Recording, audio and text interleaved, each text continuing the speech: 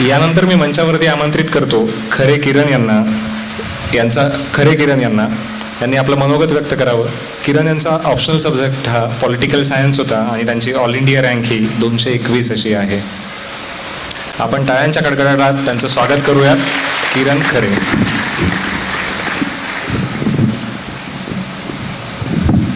आदरणीय व्यासपीठावरील विराजमान प्रमुख पाहुणे, प्रमुख अतिथीगण आणि येथे जमलेले माझे अधिकारी, झालेले अधिकारी तसेच भावी अधिकारी यांना सर्वांना अभिवादन.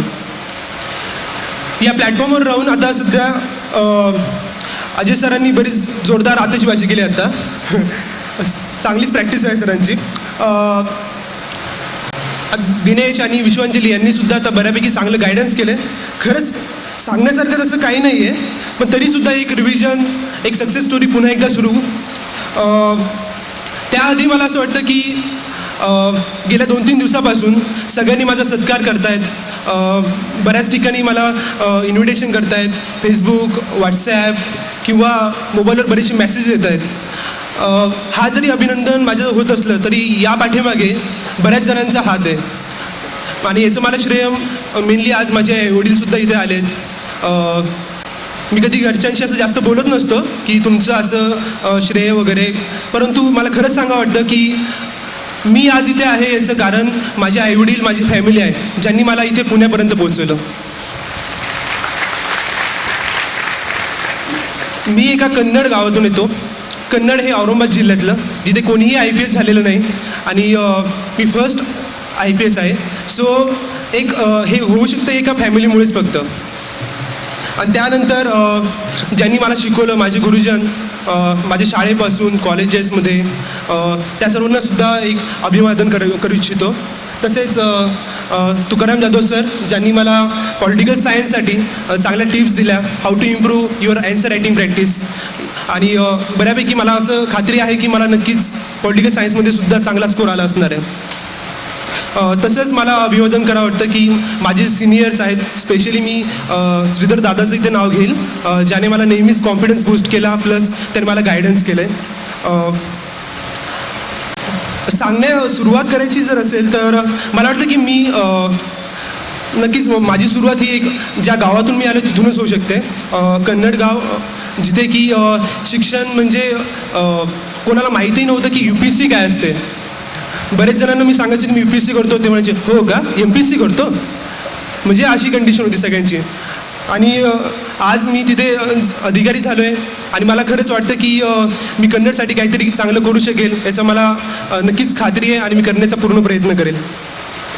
तसेच मी आता सध्या हवा काय असते म्हणजे आता खरं कळायला लागले. मागे बसून मी दररोज 3-4 वर्ष शिट्ट्याच मारत होतो फक्त, परंतु गेल्या 2-3 दिवसापासून म्हणजे फुल ऑन एकदम की आता गावाकडे मिरवणूक काढायचं चालू आहे. बरंच काही म्हणजे खरंच एक हा इथे येऊन माहोल पाहण्यासारखा आहे आणि मी खरंच तुम्हाला शुभेच्छा देतो. आणि तुम्ही इथे तेवढं हार्डवर्क केलं पाहिजे आणि तुम्ही इथे येऊ शकता नक्कीच. माझी जर्नी सांगायचं तर मी पहिलीपासून 10वीपर्यंत नेहमीच शाळेमध्ये टॉपर होतो. एक सिन्सिअर स्टुडंट, एक सगळ्यांनाच असं उदाहरण देतील प्रत्येक घरामध्ये त्या टाईपचा मी स्टुडंट होतो. तालुक्यातूनही 10वीला पहिला होतो. त्यानंतर मात्र मी 11वी-12वीला गेलो आणि तेव्हा मला खरं जग कळायला लागलं की किती टॅलेंटेड लोक असतात, किती हुशार लोक असतात, ज्यांच्यासोबत मला कॉम्पीट करायचं आहे आणि मला स्वतःला इम्प्रूव्हसुद्धा करायचं आहे. म्हणजे आपण जे जग बघत होतो ते खूपच एक लहानसं होतं आणि खरी कॉम्पिटिशन कळायला लागली तिथे. आता बरंचसं मी ज्या फॅमिलीमधून आलो आहे ॲक्च्युली, माझे वडील म्हणजे माझं स्ट्रगल, माझं जर्नी जी अशी मी म्हणू शकत नाही की ती गोल्डन जर्नी आहे. नक्की त्याच्यामध्ये स्ट्रगलसुद्धा आहे, पण एवढं मात्र नक्कीच की डेस्टिनेशन आपल्या हातात असतं, आपण कोणतं अचीव करायचं. आणि ते मी बरंचसं एक चांगलं करू शकलो आहे याचे मला आनंद होतो आहे. माझे वडील साखर कारखान्यामध्ये होते, परंतु नेहमीसारखंच मराठवाड्यातील साखर कारखाने डबघायला आलेत आणि कारखाना बंद पडला. त्यानंतर माझ्या वडिलांनी शेती सुरू केली आणि खरंच थँक्स वाटतं की त्यांनी तरीसुद्धा एवढी इकॉनॉमिकल कंडिशनमध्ये असतानासुद्धा मला चांगलं शिकवलं. प्लस त्यानंतर मी कन्नडवरून औरंगाबादला शिफ्ट झालो औरंगाबादला असताना मी तिथे 11वी-12वीला मला तेव्हा मी कॉलेज ऑफ इंजिनिअरिंग पुण्याचा स्टुडंट आहे. मला तेव्हा 11वी-12वीला गेल्यानंतर माहीतसुद्धा नव्हतं की COEP काय असतं. मला वाटायचं कुठेतरी एखाद्या प्रायव्हेट कॉलेजमध्ये घ्या ॲडमिशन आणि मोकळं हा बस. पण मला ॲक्च्युली एक खरी जाणीव जी होते, मला असं वाटतं की टॅलेंट, हार्डवर्क ह्या सगळ्या गोष्टींसाठी तुम्हाला एक विल पॉवरची गरज असते. आणि तुमच्याकडे जर जाणीव झाली असेल, अवेअरनेस असेल, तर नक्कीच तुम्ही अचीव करू शकता चांगलं जे तुम्हाला हवं आहे, की तुम्ही तुमच्या आउट ऑफ कम्फर्ट तुम्ही निघू शकता. 11वी-12वीला मी पूर्ण एकदम फर्स्ट बेंचर स्टुडंट. मात्र आपली इंजिनिअरिंग सुरू झाली आणि पुन्हा एकदा मग नेहमीसारखंच आपलं बॅक बेंचर. इंजिनिअरिंगला असताना म्हणजे इंजिनिअरिंग सोडून सगळं काही केलं. सगळं म्हणजे सगळं काही. इलेक्शनपासून राडा करणं, पार्टी बंक करणं, लास्ट ऑडिटोरियममध्ये लास्ट बेंचला बसून हवा करणं, म्हणजे सर्वच काही. आणि बऱ्याचशा क्लब्समध्ये इन्व्हॉल्वसुद्धा झालो. मला असं वाटतं की COEP एक सगळ्यात मोठा जर हिस्सा काही असेल तर COEP म्हणू शकतो. कारण त्याने मला खरंच एक ड्रीम्स बघायला शिकवलं की तुम्ही नथिंग इज इम्पॉसिबल. तुम्ही काहीही अचीव करू शकतात. तुम्हाला हवं तेव्हा तुम्ही मिळवू शकतात. तुमच्याकडे कॅलिबरही आहे आणि तुम्ही त्याचं पोटेन्शियल पूर्ण अचीव केलं पाहिजे. त्यानंतर COEPमध्ये असताना सेकंड इयरपासून मी बऱ्याचशा क्लब्समध्ये पार्टिसिपेट व्हायला लागलो. स्पंदनमध्ये मी तिथे सोशल ॲक्टिव्हिटीजमध्ये बरेचसा इन्व्हॉल्व होतो. बरेचसे ब्लड डोनेशन कॅम्प, अदरवाईज दुसरे व्हिलेज व्हिजिट वगैरे. आणि त्यानंतर मला सुरुवातीला असं काही नव्हतं की मला UPSCच करायची. UPSC हे खूप उशीर ॲक्च्युली माझ्या डोक्यात आलं की आपण UPSC करू शकतो. कारण बरीचशी लोकं ऑलरेडी एक चांगली लोकं होती ज्यांना ऑलरेडी एक अवेअरनेस होता की UPSC काय असते. IASचं तर मला फुलफॉर्मसुद्धा माहीत नव्हता की IAS काय असते. नुसतंच माहीत होतं की कलेक्टर व्हायचं बस. त्यानंतर मी जेव्हा सेकंड इयर थर्ड इयरला गेलो तेव्हा एक कळायला लागलं की आपण सोशली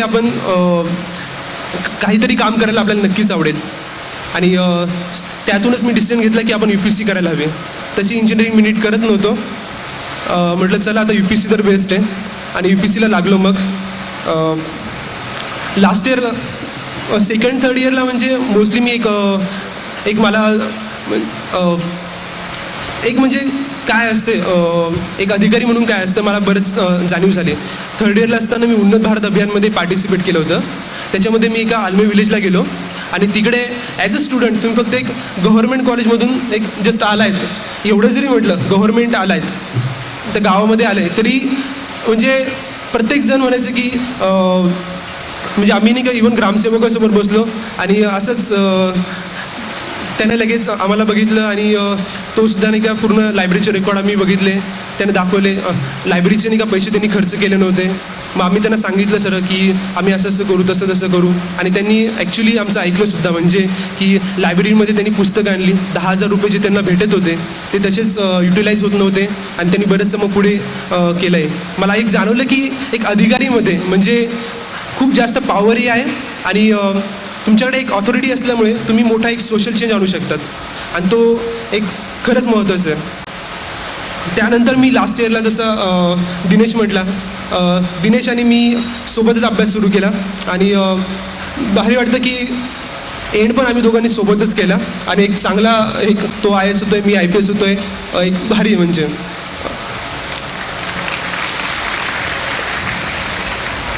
लास्ट इयरला असताना थर्ड इयरपर्यंत फुल एन्जॉय केला होता.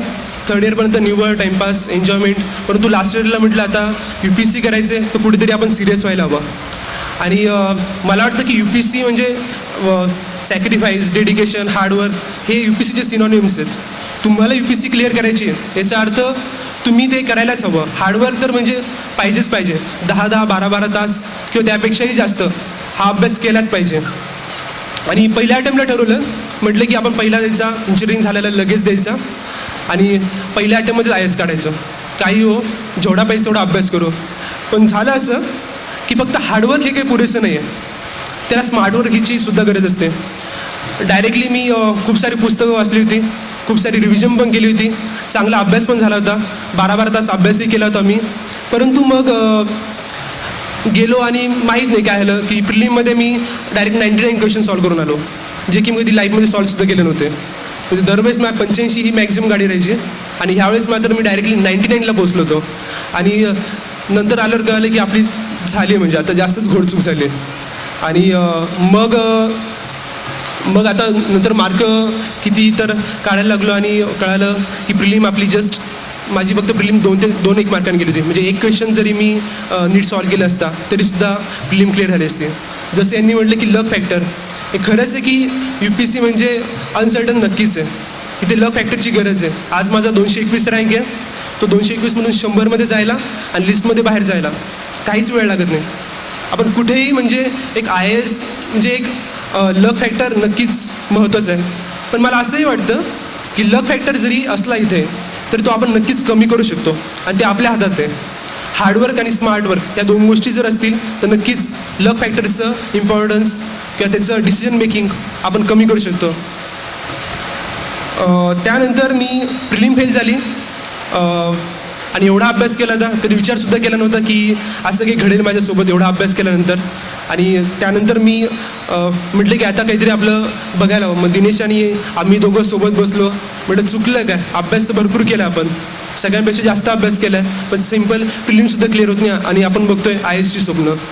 आणि मग कळालं की आपण कुठेतरी आता आपला रूट चेंज केला पाहिजे, आपली स्ट्रॅटेजी चेंज केली पाहिजे. आणि त्यानंतर सेकंड अटेम्प्टला मी रादर दॅन हार्डवर्क तर होतंच, परंतु त्यासोबत मी स्ट्रॅटेजी पण जुळवली. एक म्हणजे काय UPSCची रिक्वायरमेंट आहे याची मला जाणीव झाली आणि त्यानुसार मी चेंजेस केले.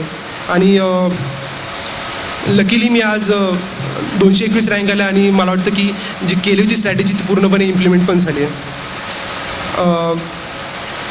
आता UPSC मला एक महत्त्वाचा मुद्दा पण सांगायचा वाटेल. UPSC म्हणजे ॲट द एज ऑफ 22ला IAS IPS बनताय, या डिस्ट्रिक्टचे तुम्ही हेड बनतायत, तुमच्याकडे ऑथॉरिटी पण आहे नक्कीच आहे, तुम्ही सोशल चेंज आणू शकतात, पाहिजे तेवढा तुम्ही बदल आणू शकतात. आणि मला वाटतं की बेस्ट जॉब आहे म्हणजे हा इंडियातला, याच्यापेक्षा राहूच शकत नाही दुसरा. पण एवढं सगळं असतानाही